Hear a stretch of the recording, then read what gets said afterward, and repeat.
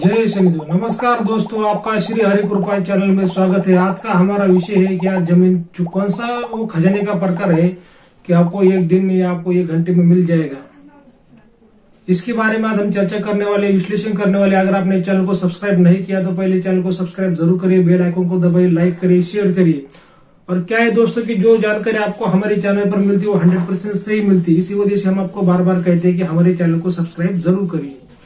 तो जो हमारा जो मुख्य विषय कि ऐसा कौन सा खजाना होता है, ऐसा कौन सा गुप्त धन होता है कि आपको 1 घंटे में, 1 दिन में आपको मिल सकता है।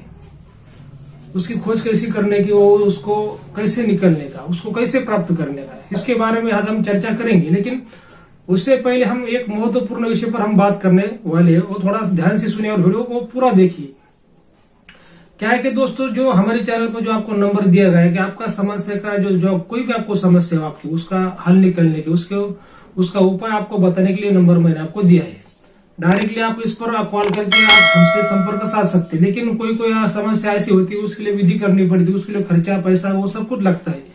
क्योंकि बिना पैसे के दुनिया में पानी भी मिलता नहीं, आपको तो मालूम है। और क्या है कि कुछ लोग ऐसे कॉल करते, कुछ अच्छे लोग कॉल करते, सब लोग बुरे होते नहीं, लेकिन कुछ ऐसे बुरे लोग होते कि डायरेक्टली कॉल करते और जब दक्षिणा की बात आती तो बोलते नहीं गुरु जी तो फ्रॉड है। तो बिना पैसे के भाई कैसा क्या मिलेगा आपको। आप कोई भी धंधा शुरू करेंगे, कोई भी व्यापार शुरू करेंगे, चाहे किसान हो, अगर किसान भी खेती में अगर वो जो बीज लाता है उसको भी पैसा लगता है। देखिए, हर काम के लिए पहला पैसा लगता है। पैसा लगेंगे तभी पैसा आपके पास आएगा ना। और इसलिए पैसे वाले के पास ही पैसा आता है क्या। तो कोई भी ब्राह्मण हो, कोई भी साधु हो, कोई भी संत हो, कुछ विधि करने के लिए, वो होम हवन करने के लिए कुछ खर्चा लगता है, वो बात अलग है।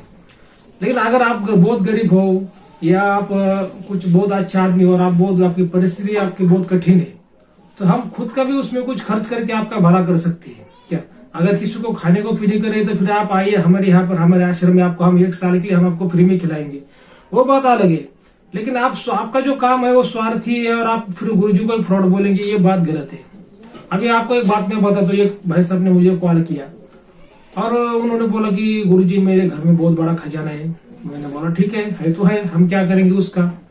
नहीं गुरु जी आप आइए और क्या करिए, आप निकालिए और आधा आप ले जाइए और आधा हमें दे दीजिए। मैंने बोला भाई साहब तेरे घर में खजाना है, ठीक है, उससे हमें कोई लेना देना नहीं। हम तेरा खजाना आधा तेरे को निकाल के देंगे और तेरा आधा लेंगे, हमको खजाने की जरूरत ही नहीं ना।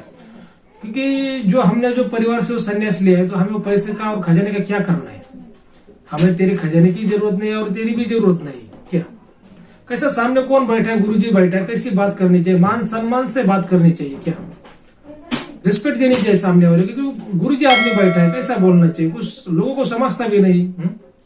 अबे इसको खजाना, इसके घर में खजाना है और ऐसा ये बोल रहा है इसके घर में खजाना है। ऐसे खजाने अगर किसी को भी मिल जाते ना, तो ये तांत्रिक मांत्रिक ऐसे जो यूट्यूब चैनल खोलते हैं ना, 10,000 5,000 रुपए मांगते हैं, इनको ऐसी जरूरत नहीं पड़ती ना क्या। ये कोई कंपनियां खोल देते, मालूम है क्या।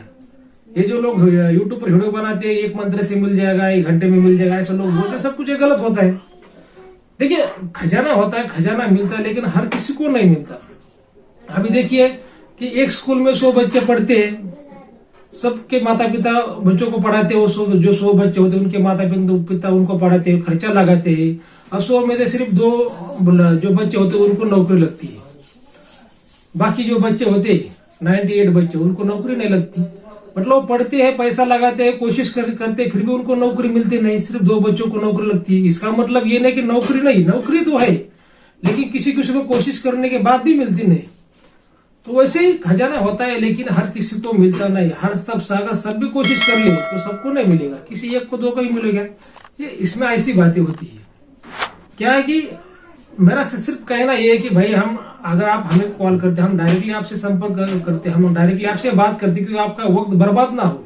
दूसरे चैनल पर ऐसे महाराज लोग डायरेक्टली बात नहीं करते, उनके शिष्य उनके प्रिय बात करते और वो पहले फीस मांगते हैं, बाद में गुरुजी बात करते, मालूम है क्या। लेकिन हम डायरेक्टली आपसे बात करते, कुछ हमारा मान सम्मान रखिए, कुछ अच्छा बोलिए क्या, कुछ अच्छा बोलिए। आप जो खजाने का बात बोल रहे हैं, वो भाई साहब ने जो मुझे कॉल किया था, जो बोल रहा था आधा आप ले जाओ, वो काम गलत है। कानून के दायरे में काम आता नहीं। धर्म के वो कौन सा भी धर्म नहीं है कि वो बोलता है कि खजाने निकलो। कौन सा भी धर्म ऐसे काम की इजाजत देता नहीं, चाहे हिंदू हो, चाहे मुस्लिम हो, सिख हो, ईसाई हो। कैसी बात है कि अगर कोई गरीब इंसान है तो हम उसकी खुद मदद करते हैं ना, हम उसकी खुद मदद करते हैं। हमारा खुद उसमें विधि में पैसा खर्च करके उसका भला करने की कोशिश करते हैं। अगर किसी को जरूरत है तो, वैसा अगर कोई इंसान है तो क्या। लेकिन देखिए अभी भारत में तो कोई मतलब जब से मोदी का राज आया तब से तो कोई मतलब गरीब आदमी रहा नहीं, क्योंकि मोदी का राज मतलब राम राज्य है। इसमें बहुत मोदी साहब ने इसमें विकास किया है, बहुत लोगों को घर दिए, बिजली दी, पानी दिया। मतलब अभी इतना पहले देश जैसा हमारा गरीब देश भारत रहा नहीं, बहुत देश ने अभी विकास किया है। और जब तक मोदी है तब तक मोदी साहब है स्वयं, तो तब तक हमारे देश में तो मैं कहता कि कोई संकट भी नहीं आएगा और कुछ किसी को तकलीफ भी नहीं होगी।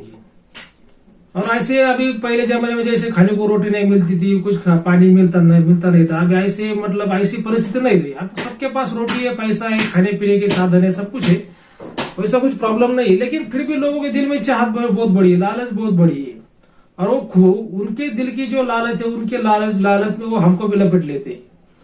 ऐसी बात होती नहीं। देखिए आपको एक बात बताना चाहता हूँ, जो हमारे जो गुरुजी थे उनके पास ऐसे एक पति पत्नी आए और बोले गुरुजी, बहुत बड़े अमीर थे, जो पति पत्नी थे वो बहुत बड़े अमीर थे, आए और बोले गुरुजी की हमें बच्चा ही नहीं हो रहा, शादी को 10 साल हुए, हमें संतान प्राप्ति का कुछ मंत्र बताए, कुछ उपाय बताए, कुछ जब तक बोल करे हम कितना भी पैसा खर्च करने के लिए तैयार है। लेकिन गुरुजी ने देखा उनको और बोला कि बैठिए, कैसा कि देखिए जो भी आपको संतान की प्राप्ति नहीं हो रही, कुछ आपके जो पिछले जन्म के जो कर्म है उसके अनुसार आप इस जन्म में आप फल भुगत रहे, चाहे सुख हो चाहे दुख हो।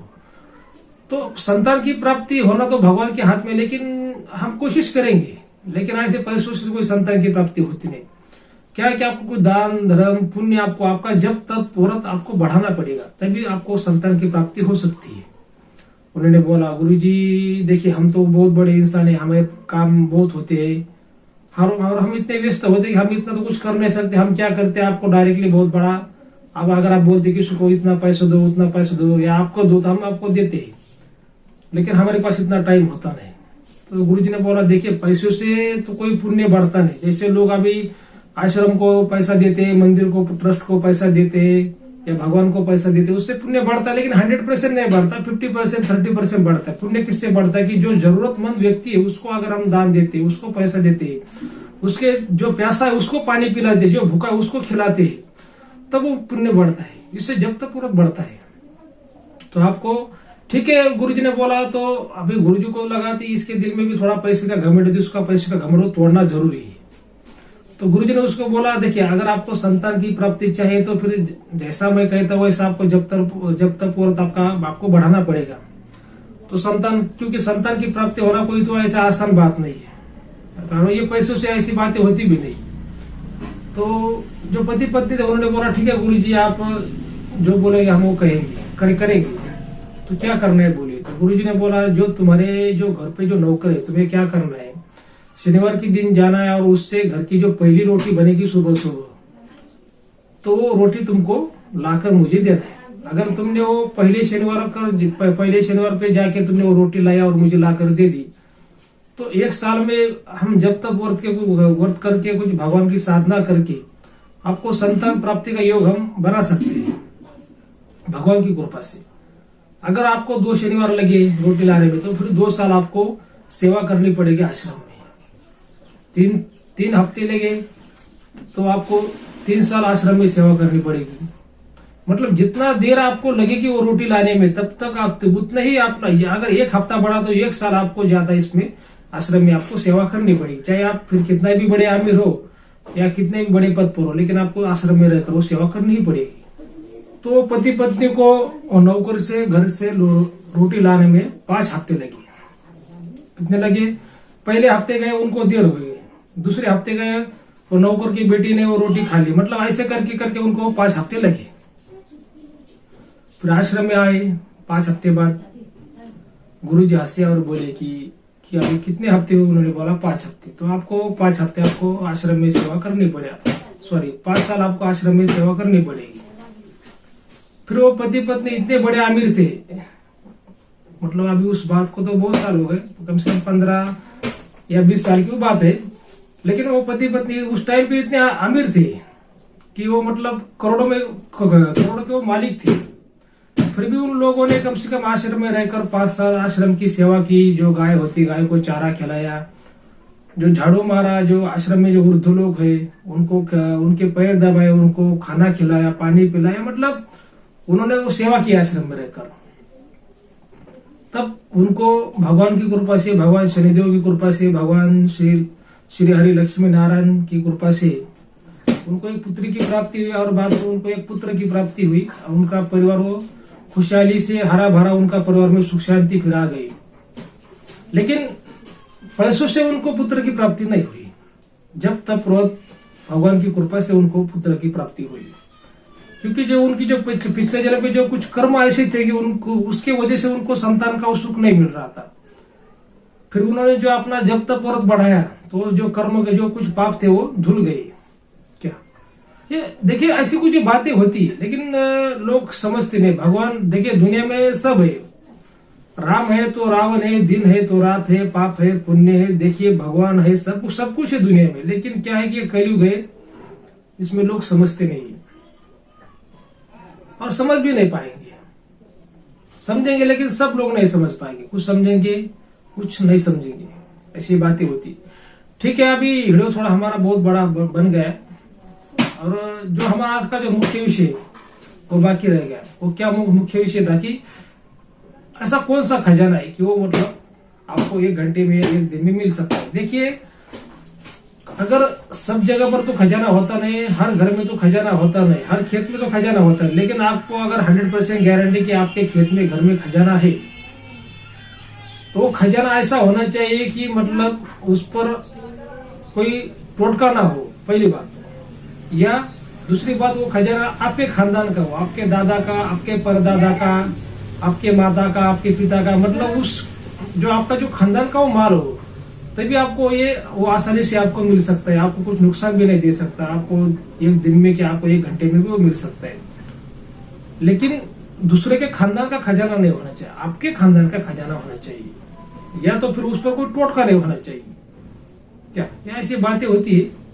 तो देखिए, मेरे हिसाब से तो ऐसे खजाने की खोज के पीछे नहीं भागना चाहिए। आपका परिवार ही आपका गुप्त धन है, आपका सोना है, जो आपके माता पिता, आपके बच्चे, आपकी बेबी है, यही आपका गुप्त धन है, यही आपका खजाना है। इसकी देखभाल करिए, चाहे आप गरीब हो चाहे आप अमीर हो। क्या लेकिन ठीक है, अभी किसी किसी के दिल में लालच होती है, लेकिन फिर भी कानून के खिलाफ कोई काम मत करिए, मेरा आपसे यही कहना है। ठीक है, अगर आपको वीडियो कैसा लगा, अगर आपको अच्छा लगा तो हमारे चैनल को सब्सक्राइब जरूर करिए। धन्यवाद। जय श्री राम।